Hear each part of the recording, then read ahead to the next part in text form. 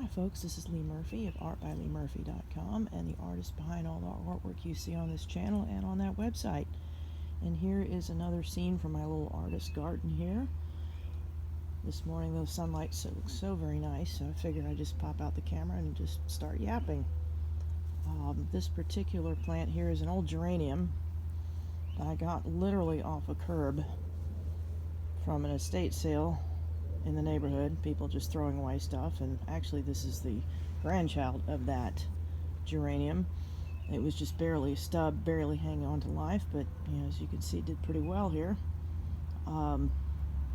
It got me to thinking that one of the best sources of art supplies, for me anyway, and it seems a little grim, is estate sales and garage sales, moving sales, tag sales, whatever you want to call it. Because it's real common for artists to accumulate so much art materials that we never ever use.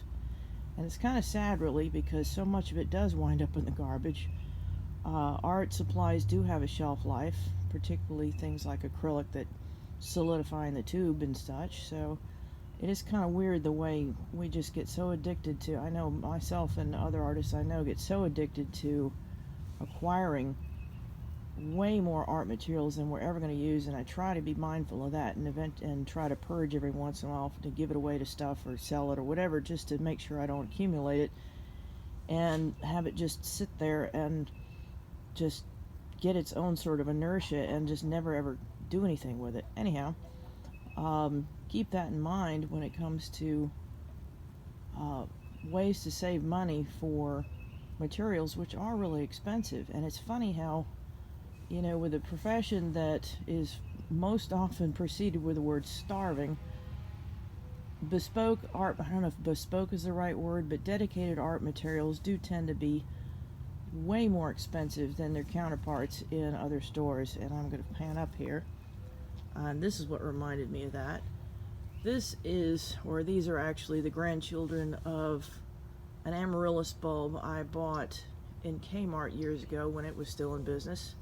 And I've used it as the originator of some of the pollen and seeds and stuff like for my own hybrids, and it's one of my best amaryllis. It wasn't expensive. Once again, it was Kmart of all places, and it got me to remind me that things like acrylic resin, paint thinner, other simple materials like that in big box, I'm not a big fan of big box stores, but for example, acrylic resin is acrylic resin, and it's many times more expensive in the art stores, and it's really no different than what you get in a standard, anywhere, find it anywhere kind of store.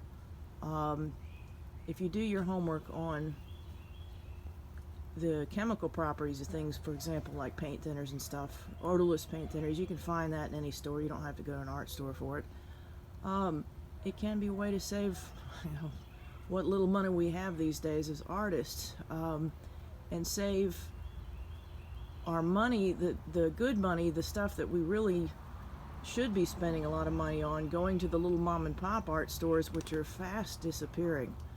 I will get my acrylic resin and certain types of simple brushes and things at the less expensive stores, and when I want something specific, I'll go find a mom and pop art store and spend my good money there. Seems to be just a little bit better way of economizing and making sure that, once again, I don't accumulate so much that has to be thrown away, and actually use it for the artwork that it was intended for, not squirrel it away and wind up having to get rid of it because it's no longer any good. Anyhow, I hope this was useful to somebody or anybody, and thank you for watching.